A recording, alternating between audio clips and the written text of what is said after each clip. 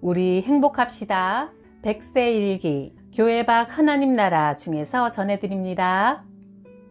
내가 대학생 때 일본에서 유학했는데 학생들은 태평양 전쟁에 끌려가고 한국에서 대학 다니던 학생들은 만주로 끌려가야 했다. 내 친구 안병욱 선생, 김수환 추기경도 학도병으로 끌려갔다. 당시 학생들은 전쟁의 희생양이 되어야 할 운명 앞에서 허구한 날 술을 마시며 절망했다. 나는 인생에서 가장 큰 어려움을 만나게 되자 기도했다. 3일간 하숙방에 틀어박혀 기도하고 성경을 읽으며 하나님의 뜻을 간절히 구했다. 그러던 중 요한복음을 소리내어 읽는데 말씀을 읽는 것은 분명 나였지만 목소리는 예수님이었다. 귀를 의심했으나 분명 그 목소리는 내 목소리가 아니었다. 너희가 나를 택한 것이 아니라 내가 너희를 택하여 세웠다. 그러니 너희는 세상에 나가 영원히 썩지 않을 열매를 맺어라. 그러면 하나님 아버지께서 너희가 내 이름으로 구하는 것을 다 들어주실 것이다. 요한복음 15장 16절에서 시선이 멈췄다. 그 순간 하나님이 바로 내 아버지라는 것이 뜨겁게 믿어졌다. 밖에 나와보니 하늘이 맑고 깨끗했다. 하나님께서 내 아버지시다. 이제 내 남은 인생은 전부 하나님 아버지께서 인도하시는데 내가 무엇 때문에 걱정하고 있나? 그날 이후 나는 걱정하지 않았다. 친구들이 나더러 술 한잔 마시지 않고도 어떻게 이 시국을 견디느냐며 신기해했지만 나는 정말이지 아무 걱정이 되지 않았다. 그날 나는 두 번째 이 세상에 태어났다. 우리가 절망에 빠졌을 때도 하나님은 우리에게 희망을 주신다는 사실을 믿었다. 내 마음대로 하고 싶은 것 다 한 것 같아도 마지막에 가서 보면 주님의 뜻대로 이루어져 있음을 보게 된다. 모든 것이 하나님의 섭리 안에 있다. 6.25 전쟁이 끝나갈 무렵 부산 중앙교회에서 장로교 총회가 모여 기독교 장로교와 예수교 장로교가 분열되는 교권 싸움이 벌어졌다. 그 상황을 지켜보다가 나는 도중에 나와버렸다. 한국 기독교에 희망이 있는가? 사회로부터 버림받게 될 것 같은 비통한 심정에 빠졌다. 대청동에 있는 미국 문화원 앞을 지날 때 어디선가 음성이 들려왔다. 죽은 자들이 죽은 자를 장례진에게 내버려 두고 너는 하나님 나라를 선포하라. 어디서 오는 음성인가 하고 하늘을 쳐다보았다. 맑은 하늘이 보일 뿐이었다. 교회 일은 교회에 맡기고 나는 그리스도의 진리를 가지고 세상 밖으로 나가기로 했다. 고민 끝에 두 가지 선택을 했다. 학생들과 함께 성경 공부를 하자. 그리고 교회 밖에서 교회를 돕고 섬기자. 그 후 나는 수십 년 동안 성경 공부를 계속 해왔고 수많은 기독교 학교와 교회에서 신앙 부흥회 강사로 강연과 설교를 하고 있다. 미국, 캐나다, 호주 등의 한인교회 신앙 집회도 수십 년간 도왔고 세문안교회에서는 내가 유일한 평신도 부흥회 강사였다. 이런 신앙적 책임은 내가 원한 것이 아니다. 나도 모르는 동안 그런 길을 걷게 된 것이다. 이것이 하나님의 은혜의 섭리라고 믿는다. 6.25 전쟁이 일어나기 몇 달 전인 1950년 1월 1일 새벽에도 놀라운 꿈을 꾸었다. 집 앞에서 이상한 소리가 들려와 밖으로 나오니 북쪽에서부터 중무장을 한 군대가 행렬을 이루어 남으로 내려오고 있었다. 넓은 길 가득히 전투복과 군화의 행진이 한없이 이어졌다. 무슨 일인가 하고 북쪽을 바라보니 소련 스탈린의 사진이 커다랗게 걸려 있었다. 깜짝 놀라서 깨어나 공산군 전쟁인데 라는 예감이 들었다. 몇 달 후 6월 25일 낮이었다. 주일 오후 2시 시청 옆 덕수교회에서 학생들과 성경 공부를 하고 있었다. 갑자기 서울 시내가 온통 아수라장같이 혼란스러웠다. 휴가 나왔던 군인들은 복귀하라는 전갈이었고 휴전선 일대에서 전투가 벌어졌으나 곧 진정될 거라는 방송이었다. 나는 전쟁이 터졌다고 직감했다. 학생들과 우리 대한민국을 보호해달라는 기도를 드리고 헤어졌다. 다음 날 월요일 아침 내가 교사로 근무하던 중앙고등학교로 가서 교장에게 이 전투는 전쟁이 될지 모르니 은행에 예치해둔 예금을 모두 찾아 3개월치 봉급을 선불로 달라고 제안했다. 어떻게 그런 생각을 하게 되었는지 나도 모르겠다. 누구도 상상할 수 없는 제안이었다. 그 뜻이 이루어져 우리 학교 교직원들은 3개월 동안 전쟁의 소용돌이 속에서도 잘 지낼 수 있었다. 나는 3개월 동안 부산으로 피난을 갔다 돌아왔다. 부산 피난 때였다. 1950년 8월 1일 경남 진영에 있는 한월 중고등학교를 방문했다. 강성갑 교장 선생님은 연세대를 나와 일본에서 신학을 공부한 목사님인데 그분과 대화를 나누다가 늦게 잠들었다. 새벽에 꿈을 꾸었다. 꿈에 평양에 있는 막내 여동생이 갑자기 나타나 오빠 여기가 어디라고 오셨어요? 잠에서 깨는 대로 곧 떠나세요. 라는 말을 또렷이 남기고 사라졌다. 꿈에서 깨어나자 당황스러워 서둘러 떠나기로 했다.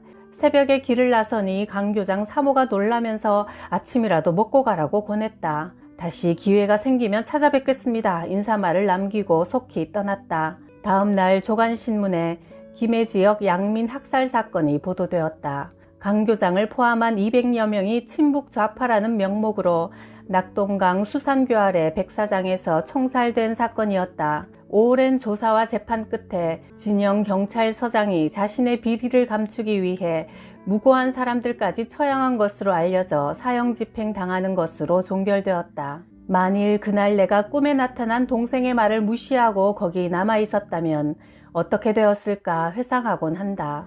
그 급박한 상황에서 하나님이 나를 건져내신 데는 그만한 이유가 있을 거라 믿는다. 그런 사건을 겪다 보면 겸허해 줄 수밖에 없다. 내 마음대로 내 뜻대로 사는 것 같지만 하나님의 섭리 아래서 움직이는 것임을 깨닫게 된다. 그래서 신앙을 가진 사람들은 역경 속에서도 희망을 잃지 않는다. 어려운 때에도 우리가 생각하지 못하는 하나님의 은혜로운 섭리가 있으리라 믿는다. 4.19 혁명이 벌어진 해 가을, 나는 연세대학교 분교 사건으로 고민하고 있었다. 대학의 정상화를 위해 문과대학 교수들과 합숙 농성으로 사태가 진전되었고 몇 학생들은 경찰의 조사를 받는 중이었다. 밤 깊은 시간에 잠들었는데 한 번도 꿈에 나타난 적 없는 아버지가 내 옆에 다가와 크게 걱정하지 마라. 너 자신보다 대학을 위해 하는 일이라면 잘 해결될 것이다 라는 위로의 말을 하셨다. 나는 그 때문에 편안한 마음으로 대처할 수 있었다. 그해 크리스마스 이브에 학생들은 모두 무혐의로 석방되었고 나는 감사 기도를 드렸다. 그런 사태를 겪으면서 대학 측에서는 나에 대한 오해도 풀고 1년간 미국의 교환교수로 가는 분에 넘치는 혜택을 베풀어 주었다. 이런 일들을 경험해 오면서 꿈은 때로 역사의 주관자이신 하나님께서 미래 사건에 대한 영감을 주시는 통로가 된다는 생각을 갖게 되었다. 1947년 8월 광복절 후에 나는 7달 되는 아들을 업은 아내와 같이 탈북했다. 기차로 황해도 해주까지 왔는데 사건이 벌어졌다. 아내와 나는 용당 바닷가로 가다가 보안서원에게 붙잡혀 탈북자 수용소로 끌려갔다. 인계받은 계장이 나를 신문하려고 책상 맞은 쪽에 앉는 바로 그때 전화벨이 울렸다. 계장이 받은 통화 내용이 내 귀에까지 똑똑히 들려왔다. 오늘도 탈북하다가 잡힌 놈들 많은가? 예, 어제부터 많아지고 있습니다. 지금 막 평양에서 지령이 떨어졌네. 이제부터 잡혀오는 놈들은 무조건 출발한 거주지로 돌려보내라는 명령이다. 예, 알겠습니다. 기장은 내 앞자리로 돌아와 앉더니 밖에서 대기하고 있던 보안서원에게 명령했다. 자네가 이 두 사람을 데리고 기차역으로 와서 떠나는 것을 지켜보게. 나는 보안서원을 적당히 물리치고 나서 함께 교편을 잡았던 후배 선생이 준 쪽지가 떠올랐다. 그는 내가 고향을 떠나기 전 무슨 예감에서인지 혹시 필요하실지 모르겠습니다. 제 누님이 해주에 사는데 주소와 전화번호입니다. 라며 주었던 것이다. 우리는 그 누님의 안내를 받아 다음 날 밤 바다를 건넜고 탈북에 성공했다. 이런 운명의 길을 헤쳐오면서 나는 내 인생에 하나님의 섭리가 있음을 믿게 되었다.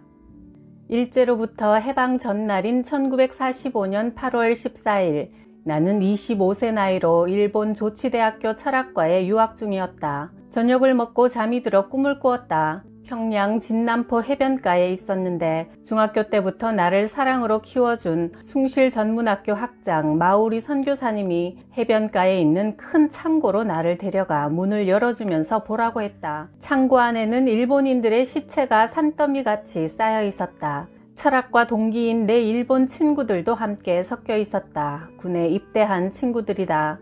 너무 놀라 꿈에서 깨어났다가 다시 잠을 청했는데 새벽녘에 또 꿈을 꾸었다. 저녁 무렵 거대하고 붉은 태양이 동쪽 산 뒤로 사라져가고 있었다. 왜 태양이 동쪽으로 지는지 놀라서 바라보았다. 아침을 먹으며 아버지에게 꿈 이야기를 했더니 이런 말씀을 하셨다. 옛날 내가 네 나이쯤이었을 때 꿈을 꾸었는데 동쪽 산 위로 작은 고무공 같은 태양들이 수없이 떠올라오더니 우리 땅에 가득 차더구나. 그리고 얼마 후 한일 합방이 되면서 일장기가 들어와 온 세상을 뒤덮었는데 꼭 꿈대로 되더구나. 오늘 네 꿈도 몹시 이상하니 일찌감치 평양으로 가서 어떤 소식이 있는지 알아보아라. 나는 곧장 평양 시내에 있는 누이 동생 집으로 갔다. 낮 12시 정각. 번화가인 시청 앞에 전차가 잠시 멈췄을 때 길가에 있는 가게에서 라디오 방송이 들려왔다. 일본 천황의 목소리였다. 전차에서 뛰어내려 가게 앞으로 달려갔다. 내용은 간단했다. 이 시각부터 일본은 전쟁을 끝내고 무조건 항복한다. 정말 믿기 힘든 소식이었다. 꿈을 생각해 보았다. 태평양 전쟁은 미국의 승리로 끝나고 태양은 동쪽으로 다시 돌아갔다. 내가 100세를 넘게 살게 될 줄은 정말 몰랐다. 사실 나는 누구보다 병약하게 태어났다. 14살 때 건강 문제로 언제 죽음이 찾아올지 모른다는 인생의 한계를 느꼈다. 가난 때문에 중학교에 진학할 길도 닫혀 있는 듯 했다. 어머니는 네가 20살까지만 사는 것을 보았으면 좋겠다 하고 말하곤 했다. 그런 내가 지금은 100세가 넘도록 지팡이도 짚지 않고 보청기도 필요 없이 건강한 몸으로 책을 내고 이틀에 한 번꼴로 자주 강연하며 오랫동안 일 제일 많이 하는 사람이 된 것은 14살에 내가 올린 기도의 응답이라 믿는다. 하나님, 저에게 건강을 주셔서 중학교에도 가고 오래 살게 해주신다면 제가 저를 위해서 일하지 않고 하나님의 일을 하겠습니다. 그래서 나는 불러주기만 하면 어디든 가서 일한다. 그것이 하나님과 한 약속이기 때문이다. 죽는 날까지 내가 가진 지식을 나누고 사회와 국가를 위해 조금이라도 도움이 되는 일을 하는 것이 나의 사명이라 믿는다. 예수님을 주인으로 받아들이면서 나는 없어지고 내 마음에 예수님이 와서 나를 이끌어 가신다.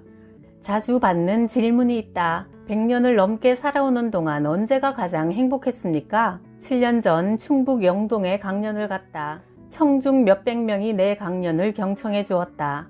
강연을 끝내고 휴게실에 있는데 70대 신사가 찾아와 인사했다. 고령에도 불구하고 저희 고장까지 방문하여 강연해 주셔서 정말 감사합니다. 생각해보면 저희가 젊었던 6, 70년대는 정말 살기가 힘들었습니다. 경제적 어려움은 견딜 수 있었으나 정신적인 방향 상실이 그렇게 힘들 줄 몰랐습니다. 그럴 때 선생님이 방송 강연을 해주셨고 책도 남겨주셔서 그 기간을 넘길 수 있었습니다. 저는 마음속으로 하나님께서 힘들어 애태우고 있는 우리 젊은 세대를 위해 선생님을 보내주셨다고 생각합니다. 선생님 정말 감사합니다.